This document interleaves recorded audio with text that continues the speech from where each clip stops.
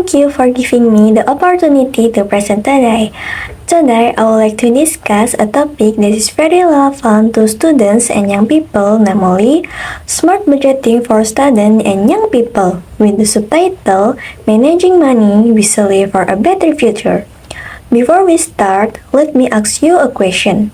Have you ever received your monthly allowance and feel rich for a few days, but then suddenly realize your money was almost gone before the month end? If your answer is yes, then you're not alone. Many students face the same situation not because they don't have enough money, but because they don't manage their money properly. That is why budgeting is important. Through this presentation, we will learn simple budgeting methods, common financial mistakes, and practical ways to build a healthier financial future. So, let's begin. Sebelum mempelajari berbagai teknik mengatur keuangan, kita perlu memahami terlebih dahulu mengapa budgeting atau penyusunan anggaran sangatlah penting. Dalam ilmu ekonomi terdapat konsep yang disebut kelangkaan atau scarcity. Kelangkaan berarti bahwa sumber daya yang kita miliki terbatas, sedangkan kebutuhan dan keinginan manusia hampir tidak terbatas. Sebagai mahasiswa, uang yang kita miliki tentu memiliki batas tertentu. Misalnya, kita menerima uang saku sebesar 2 juta rupiah setiap bulan. Uang tersebut harus digunakan untuk berbagai kebutuhan seperti makan, transportasi, internet, tugas kuliah, hingga kebutuhan pribadi lainnya. Di sisi lain, kita juga memiliki banyak keinginan, mulai dari nongkrong di kafe, membeli pakaian baru, berlangganan aplikasi premium, hingga berbelanja online karena tergoda diskon. Masalahnya, jumlah uang yang kita miliki tidak selalu cukup untuk memenuhi semua keinginan tersebut. Karena itu, kita harus menentukan prioritas. Budgeting membantu kita menentukan mana yang benar-benar penting dan mana yang bisa ditunda. Selain itu, budgeting juga mengajarkan kita untuk membedakan antara kebutuhan dan keinginan. Kebutuhan adalah sesuatu yang harus dipenuhi agar aktivitas sehari-hari berjalan dengan baik, sedangkan keinginan adalah sesuatu yang membuat hidup lebih menyenangkan tetapi tidak wajib dimiliki. Dengan memahami perbedaan ini, kita dapat membuat keputusan keuangan yang lebih bijak. Salah satu metode budgeting yang paling populer adalah aturan 50, 30, dan 20. Metode ini cukup sederhana sehingga sangat cocok diterapkan oleh mahasiswa. Konsepnya adalah membagi pendapatan menjadi 3 bagian utama. Sebanyak 50% digunakan untuk kebutuhan. Kategori ini mencakup pengeluaran yang wajib dipenuhi seperti makan, transportasi, biaya kuliah, internet, dan kebutuhan sehari-hari. Kemudian 30% digunakan untuk keinginan. Misalnya, untuk hiburan, nongkrong sama teman, menonton film, atau membeli barang yang diinginkan. Lalu 2% digunakan untuk tabungan dan investasi. Bagian ini penting karena berkaitan dengan masa depan. Mengapa metode ini banyak digunakan? Karena sederhana dan mudah diterapkan. Kita tidak perlu melakukan perhitungan yang rumit. Selain itu, metode ini juga menciptakan keseimbangan. Kita tetap bisa menikmati hasil dari uang yang kita miliki tanpa melupakan tujuan jangka panjang. Banyak orang menabung dari sisa uang yang ada. Padahal seharusnya kita menyisihkan tabungan terlebih dahulu, lalu menggunakan sisanya untuk kebutuhan lainnya. Dengan cara ini, kebiasaan menabung akan lebih mudah terbentuk. Sekarang, mari kita lihat contoh penerapan aturan 50, 30, dan 20. Misalnya, seorang mahasiswa menerima uang saku sebesar 2 juta rupiah setiap bulan. Maka 1 juta rupiah atau 50% dapat digunakan untuk kebutuhan pokok. Contohnya, makan sehari-hari, transportasi, paket internet, dan kebutuhan kuliah. Kemudian, 600 ribu rupiah atau 30% dapat digunakan untuk keinginan. Misalnya, untuk nongkrong, beli kopi, nonton bioskop, atau beli barang yang diinginkan. Lalu, 400 ribu rupiah atau sekitar 20% disisihkan untuk tabungan.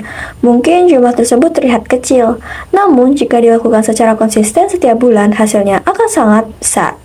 Dalam 1 tahun, seseorang bisa mengumpulkan hampir 5 juta rupiah. Dana tersebut bisa digunakan untuk membeli laptop baru, membayar biaya pendidikan, atau bahkan menjadi modal usaha kecil. Contoh ini menunjukkan bahwa keberhasilan finansial tidak selalu bergantung pada besarnya pendapatan. Yang lebih penting adalah bagaimana cara kita mengelola uang yang dimiliki. Metode berikutnya adalah zero-based budgeting. Konsepnya adalah setiap rupiah yang kita miliki harus memiliki tujuan yang jelas. Rumusnya sederhana. Pendapatan dikurangi pengeluaran sama dengan nol. Namun, nol di sini bukan berarti uang habis digunakan. Maksudnya adalah seluruh uang sudah direncanakan penggunaannya. Misalnya, dari juta rupiah yang diterima, kita sudah menentukan beberapa untuk makan, transportasi, tabungan, hiburan, dan dana darurat. Dengan begitu, tidak ada uang yang digunakan secara asal. Keuntungan metode ini adalah membuat kita lebih sadar terhadap kebiasaan belanja. Kita menjadi lebih hati-hati sebelum mengeluarkan uang. Selain itu, kita juga bisa mengetahui dengan jelas kemana uang kita pergi setiap bulannya. Metode ini sangat efektif untuk mengurangi pemborosan dan meningkatkan kedisiplinan dalam mengelola keuangan. Sekarang, kita akan membahas beberapa kesalahan keuangan yang sering dilakukan mahasiswa. Kesalahan pertama adalah impulse buying atau membeli sesuatu secara spontan tanpa perencanaan. Misalnya, ketika melihat promo besar di aplikasi belanja online seperti TikTok atau Shopee, karena tergoda diskon, kita langsung membeli barang tersebut, meskipun sebenarnya tidak terlalu dibutuhkan. Kesalahan kedua adalah mengikuti tren. Banyak mahasiswa membeli sesuatu hanya karena FOMO atau teman-temannya juga memiliki barang tersebut. Padahal, kondisi keuangan setiap orang itu berbeda. Kesalahan ketiga adalah tidak mencatat pengeluaran. Banyak orang merasa uang mereka cepat habis tetapi tidak tahu penyebabnya. Padahal, seringkali penyebabnya berasal dari pengeluaran kecil yang dilakukan berulang kali. Contohnya adalah membeli kopi setiap hari, jajan berlebihan, atau sering menggunakan layanan pesan antar. Jika dijumlahkan dalam 1 bulan, pengeluaran kecil tersebut bisa mencapai ratusan ribu rupiah. Karena itu, penting untuk mulai mencatat pengeluaran agar tidak kita mengetahui pola penggunaan uang kita. Mengatur keuangan tidak hanya berkaitan dengan angka, tetapi juga berkaitan dengan kebiasaan dan psikologi manusia. Salah satu strategi yang cukup efektif adalah aturan 24 jam. Sebelum membeli barang yang tidak terlalu penting, cobalah menunggu selama 24 jam terlebih dahulu. Dengan cara ini, kita memiliki waktu untuk berpikir, apakah barang tersebut benar-benar dibutuhkan atau hanya keinginan sesaat. Strategi kedua adalah pay yourself first. Artinya, ketika menerima uang, segera sisihkan sebagian untuk tabungan sebelum digunakan untuk kebutuhan lainnya. Strategi ketiga adalah memisahkan rekening tabungan dan rekening harian. Jika tabungan berada di rekening yang berbeda, kita akan lebih sulit tergoda untuk menggunakannya. Meskipun terlihat sederhana, kebiasaan-kebiasaan kecil seperti ini dapat memberikan dampak yang besar terhadap kondisi keuangan jangka panjang. Selanjutnya adalah dana darurat. Dana darurat merupakan sejumlah uang yang disiapkan khusus untuk menghadapi situasi yang tidak terduga. Kita tidak tahu apa yang akan terjadi di masa depan. Misalnya, laptop tiba-tiba rusak menjelang deadline tugas, atau smartphone mengalami kerusakan yang harus segera diperbaiki. Bisa juga terjadi kondisi kesehatan yang membutuhkan biaya tambahan. Jika tidak memiliki dana darurat, situasi seperti ini dapat menimbulkan stres dan masalah keuangan. Dana darurat berfungsi sebagai pelindung keuangan. Kita tidak perlu langsung menyiapkan jumlah uang yang besar, mulailah dari nominal kecil yang mampu kita sisihkan setiap bulan. Yang penting adalah konsisten. Dengan membangun dana darurat sejak mahasiswa, kita akan lebih siap menghadapi berbagai resiko di masa depan. Budgeting akan menjadi lebih mudah jika kita memiliki tujuan keuangan yang jelas. Tujuan tersebut dapat menjadi motivasi untuk menabung dan mengendalikan pengeluaran. Sebagai mahasiswa, tujuan keuangan bisa bermacam-macam. Misalnya, ingin beli laptop baru, lanjut pendidikan, membuka usaha kecil, atau mulai berinvestasi. Ketika kita memiliki target yang jelas, proses menabung akan terasa lebih bermakna. Setiap uang yang disisihkan membawa kita lebih dekat kepada tujuan tersebut. Kesuksesan finansial tidak terjadi secara instan. Biasanya merupakan hasil dari kebiasaan baik yang dilakukan secara konsisten dalam jangka waktu yang panjang. Karena itu, menentukan tujuan keuangan merupakan langkah penting dalam proses budgeting. To conclude, budgeting is one of the most valuable financial skills that students and young people can develop. Today, we learned that resources are limited and that budgeting helps us make better financial decisions.